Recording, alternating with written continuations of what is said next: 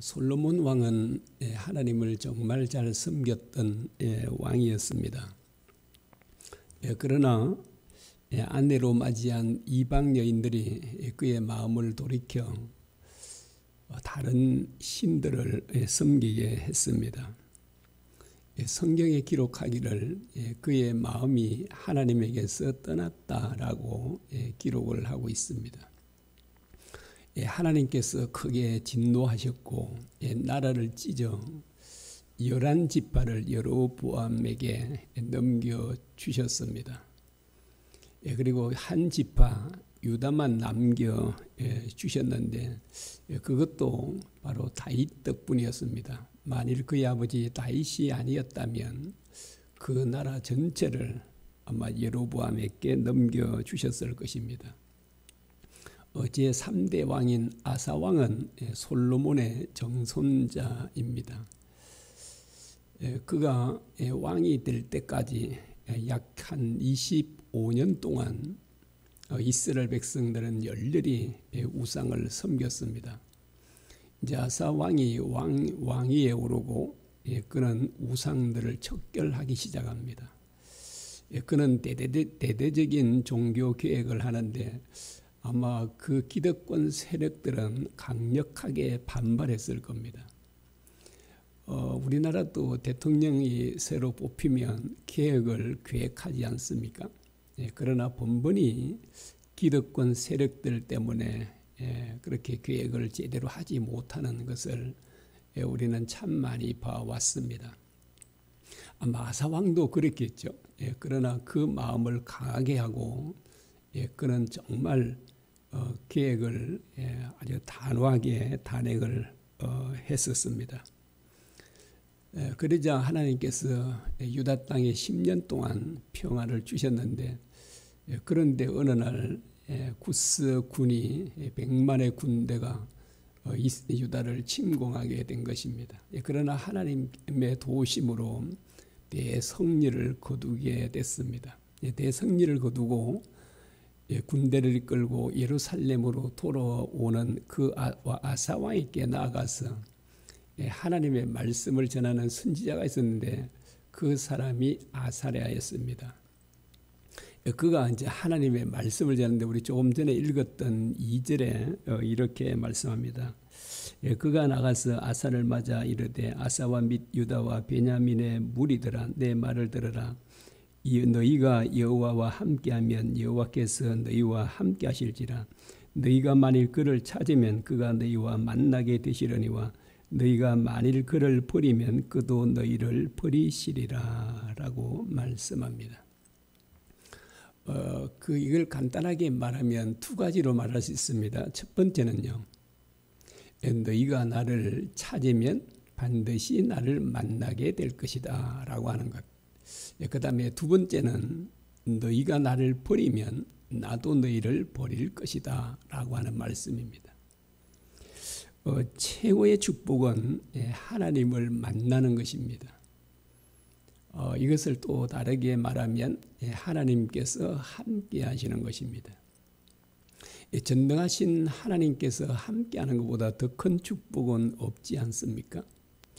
전능하신 하나님께서 함께 하시면 애국 군대가 추격해와도 100만 대군의 구스 군대가 쳐들어와도 그리고 아무것도 먹을 것과 마실 물도 없는 광야에 있을지라도 아무것도 염려할 필요가 없습니다.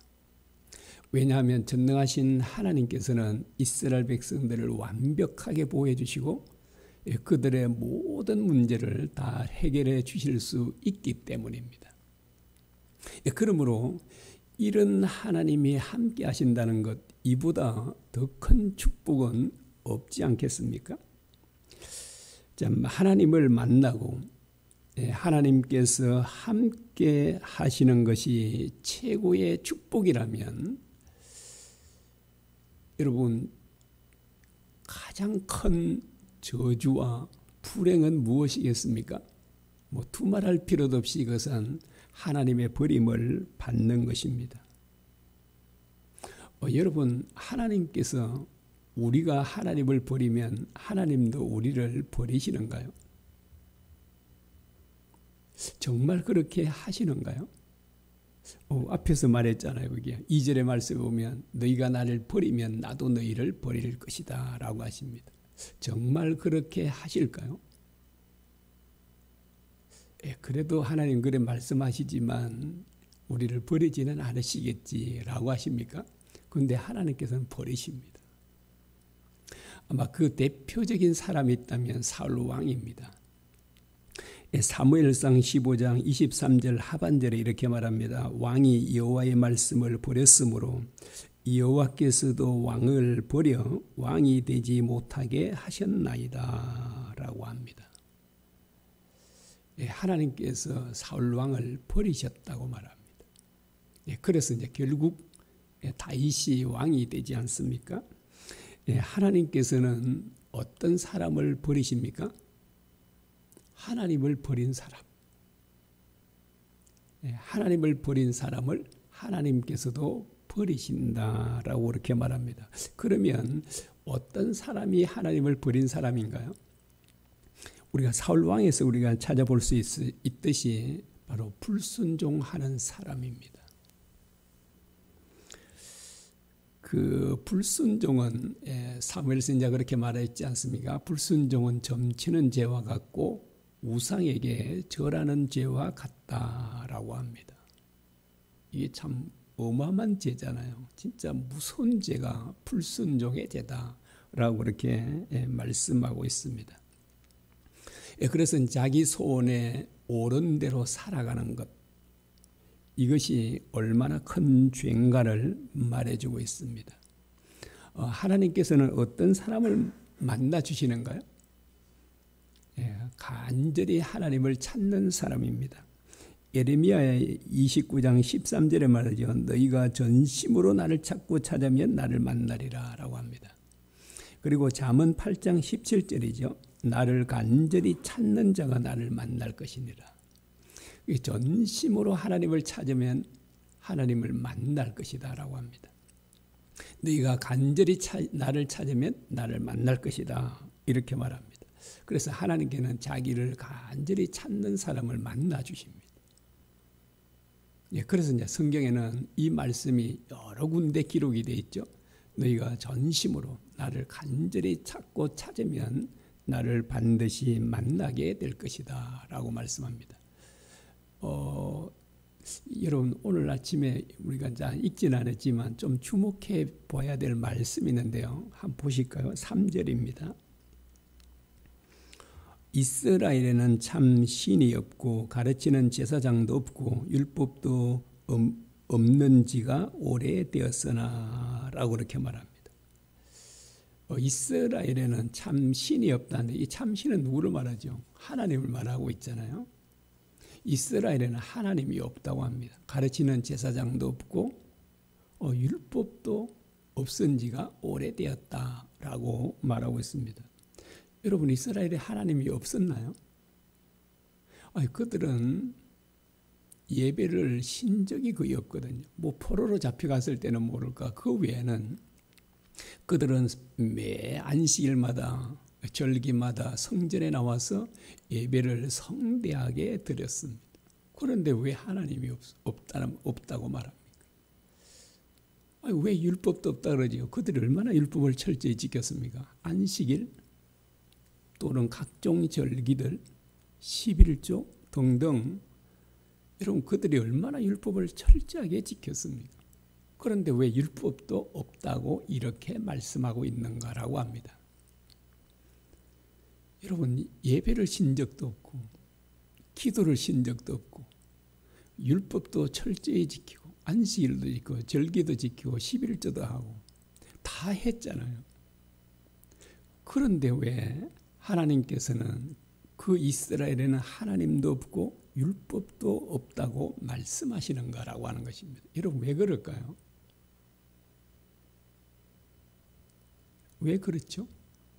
있는 건데 다 그게 하나님께 예배드리고 그래서 있어서 예배드리고 뭐 기도하고 다 그러지 않습니까? 왜 이렇게 말씀하시냐 하면 그 당시 이스라엘 사람 마음 중심에는 하나님이 아닌 다른 것들이 있었기 때문입니다. 여러분, 마음 중심에 하나님이 아닌 다른 것들이 있으면 하나님이 없는 것과 같습니다. 율법을 철저히 지킨다? 그것도요. 율법을 지키지 않는 것과 같다라고 말하고 있습니다. 여러분, 마음 중심에 하나님이 없는 사람, 마음 중심에 다른 것들이 있는 사람에게 나타나는 반응이 있는데요. 그것은 자기 소견에 옳은 대로 행하는 것입니다. 여러분, 이런 사람들은 불순종하게 마련입니다. 율법을 지킨다 해도 그 율법을 지키고 예배 드리고 안식을 지키고 이거는 모든 것들은 형식적이에요. 그 마음 중심에 하나님이 없다면, 그 마음 중심에 하나님이 아닌 다른 것들이 있다면 그 사람은 불순종할 수밖에 없고 자기 소견에 옳은 대로 살아갈 수밖에 없는 것입니다. 그래서 하나님께서는 뭐라고요? 그들이 매 안식일마다 절기마다 예배를 드리고 제물을 드리고 예물을 드리고 11조를 드리고 그렇게 했지만 하나님께서는 말씀하시길 이스라엘에는 하나님도 없고 율법도 없다라고 말씀을 하시고 있습니다. 참 무서운 지적이지 않습니까? 그래서 마음 중심에 하나님이 있냐 없냐 이게 관건이에요. 그냥 모든 것을 결정한다라고 말할 수 있습니다. 여러분, 오늘날은 어떨까요? 그 이전에 이스라엘 백성들과 그 시대와는 좀 다를까요? 오늘날도 마찬가지지 않을까요? 오늘날도 주일이 되면 교회마다 특별히 대형 교회들은 진짜 앉을 자리가 없을 정도예요. 그래서 몇 부 예배를 드리잖아요. 4부, 5부 옛날에 순복음 중앙교회는 7부까지 드렸는데 지금은 어떻게 드리고 있는지는 모르겠습니다. 여러분, 매주일이 되면 그 수많은 사람들이 하나님께 예배를 드리고 있잖아요. 그리고 교회 나온 지 어느 정도 되면 11조도 거의 다 하지 않습니까? 그런데 그 마음 중심에 하나님을 모시고 있는 사람들은 많지 않다는 사실입니다. 소수입니다. 그래서 우리는 이 싸움이에요. 마음 정말 그 중심, 그 핵심에 누가 있는가라고 하는 겁니다. 그래서 사람들은 가장 귀하게 여기고 자기가 좋아하고 사랑하는 것이 그 핵심이 있겠죠. 그래서 정말 하나님을 전심을 다해 사랑하고 그분을 존중히 여기는 사람에게는 당연히 그 마음 안에 하나님이 계시겠죠. 정말 우리가 돌이켜야 합니다. 하나님께로 돌아가야 되죠. 하나님을 찾아야 합니다. 우리가 요즘에 다니엘도 살펴보고 또 아브라함도 살펴봤지 않습니까? 그래서 이제 이렇게 질문할 수 있습니다. 아브라함의 그 마음 중심에 하나님이 계셨는가라고 물으면 우리는 어떻게 대답할 수 있죠? 있었다고 말할 수 있잖아요. 뭘 보고 알 수 있죠? 하나님의 명령에 온전히 순종하는 것을 볼 때 아브라함의 마음에는 정말 하나님이 계셨구나. 그 중심에 계셨구나. 다니엘도 마찬가지잖아요. 다니엘의 그 중심에 하나님이 계셨는가라고 질문하면 우리는 거기에 대해서 그렇다고 대답할 수밖에 없지 않습니까? 목숨을 걸고 하나님을 섬기고 하나님께 기도한 바로 이 다니엘의 중심에는 하나님이 계셨습니다. 그래서 하나님께서 그 마음 중심에 계신 사람은 그 특징이요, 목숨을 걸고 하나님 말씀을 지키는 것입니다. 그래서 하나님이 정말 내 중심에 계시는지 안 계시는지 뭘 보면 알 수 있을까요? 우리가 말씀대로 사는지 살지 않는지를 보면 알 수 있습니다. 주님께서 우리에게 내가 너희를 사랑한 것처럼 서로 사랑하라 라고 말씀했지 않습니까? 목숨을 다해 사랑한 것처럼 사랑하라 라고 했는데, 그런데 주님을 그 마음 중심에 정말 모시고 있는 사람은 그 말씀대로 살까요? 안 살까요? 당연히 살 겁니다.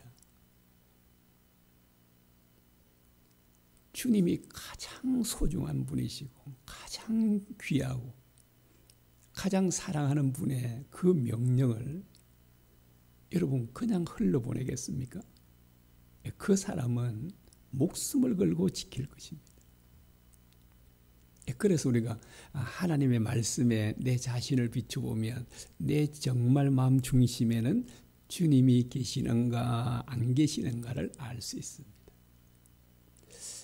그래서 이 아사 왕은 그 왕이 된 후부터 초기부터 했던 일이 뭐냐니까 뭘 했냐니까 하나님 온 백성들로 하여금 하나님을 찾게 하는 것입니다. 여기 이제 지금 선지자도 그렇게 말하지 않습니까? 하나님을 찾으면 반드시 하나님을 만날 것이다 라고 하는 말씀입니다. 하나님을 찾는 것. 여러분 하나님을 찾는 것은 어떤 의미가 그게 담겨 있을까요? 하나님을 찾는다는 것은 첫 번째로 하는 게 뭐냐 하면 회개하는 것을 의미합니다. 그래서 아사 왕이 했던 일이 뭐예요? 우상 타파들이에요. 하나님 대신에 다른 이 우상들을 섬기는 그 우상들을 제거하는 일입니다. 여러분 이걸 얼마나 강력하게 이걸 단행했는지 아십니까? 그 뒤에 보면 자기 어머니를 그 태우의 위를 폐합니다. 여러분 정말 자기 어머니의 그 위를 폐할 수 없잖아요. 그 자기 어머니가 우상을 만들어 섬긴다고 그 어머니의 그 태우의 위를 폐해버리는 거. 정말 이 아사왕 대단하죠. 진짜 어떻게 자기 어머니를 뭐 형제들 같으면 뭐 그렇게 할 수 있겠지만 자기를 낳아준 어머니를 어떻게 이렇게 할 수 있는가라고 하는데 그만큼 이 아사 왕은 우상 제거를 철저하게 했던 것을 보여줍니다. 그 다음에 그 두 번째로 하는 것은 무엇이냐면 하나님께 온전히 굴복하는 것입니다. 하나님을 찾는다라고 말하는 것은 이걸 다르게 표현하면 하나님께 온전한 순종입니다. 그래서 우리가 하나님을 찾는다는 것은 어떤 의미를 담고 있는지를 보여주죠. 진짜 자기 소견에 옳은 대로 살아왔던 그 삶, 자기가 주인 되어온 삶을 회개하는 것입니다. 그리고 하나님을 하나님으로 모시는 것, 하나님께 온전히 굴복하고 순종하는 것, 이것이 뭐라고요? 하나님을 찾는 것이다 라고 하는 거예요. 하나님을 찾으려면 뭐 해야 된다? 이렇게 해야 된다. 그 마태복음 5장 8절에 이렇게 말씀합니다. 마음이 청결한 자는 복이 있나니 그들이 하나님을 볼 것이며 라고 말합니다. 어떤 사람이 하나님을 볼 수 있는가를 말씀해 주고 있죠. 어떤 사람이라고 합니까? 마음이 청결한 사람, 마음이 깨끗한 사람. 여러분 어떤 사람이 마음이 깨끗한 사람일까요? 어떤 사람이요? 여러분 하나님이 아닌 다른 것들이 마음의 중심에 있는 사람은 마음이 깨끗한 사람이에요? 아니에요? 그 사람은 깨끗한 사람이 아니에요. 그 사람에게는 우상이 들어있는 겁니다. 하나님께서 가장 가증히 여기는 게 뭐예요? 우상이잖아요.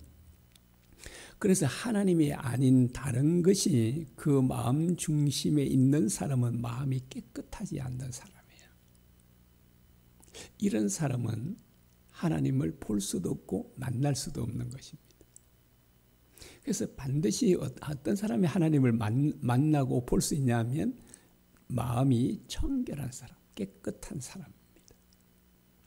그래서 계속 이제 이 성경에는 그래요. 하나님께서 중요시 하는 것은 뭐예요? 언제나 끝이 아니라 내면이잖아요. 중심이에요, 중심. 그래서 이제 마음 중심이 어떤가 이걸 우리는 계속 살펴봐야 되는 겁니다. 진짜 마음 중심이 정말 누가 있는지 안에. 그래서 하나님이 아닌 다른 것이 있으면 그 사람의 마음은 깨끗하지 않는 겁니다. 그 사람은 하나님을 만날 수가 없고 볼 수도 없습니다. 그래서 하나님을 만나고 하나님을 보려면 어떻게 해야 돼요? 마음을 깨끗하게 해야 되는 것입니다. 그리고 회개하고 하나님을 그 마음 중심에 모실 때 우리는 비로소 깨끗하게 된다는 사실입니다. 그러면 하나님께서 그 사람을 만나 주시고 함께 하십니다. 하나님은 거룩한 분이시라 그러잖아요. 그래서 깨끗하지 않는 사람과는 함께 할 수가 없는 것입니다. 그래서 이제 오늘 아침에 우리에게 주신 말씀인데요.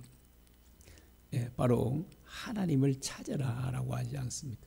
그리고 이제 이 아사 왕은 실제로 찾습니다. 온 백성들에게. 그래서 이제 심지어 어떤 언약까지 세우냐면, 온 마음을 다해서 하나님을 찾기로 맹세하고, 그 다음에는 두 번째는요, 하나님을 찾지 않는 사람은 남녀노소를 물러나고 다 죽이기로 언약을 맺습니다. 그러니까 하나님께 그들 만나 주시고 그 평화를 주시는데 무려 20년 동안 평화를 주셨다라고 이렇게 말하고 있습니다. 오늘 아침에 우리에게 참 귀한 말씀을 주시고 있습니다. 하나님을 찾아라라고 하지 않습니까?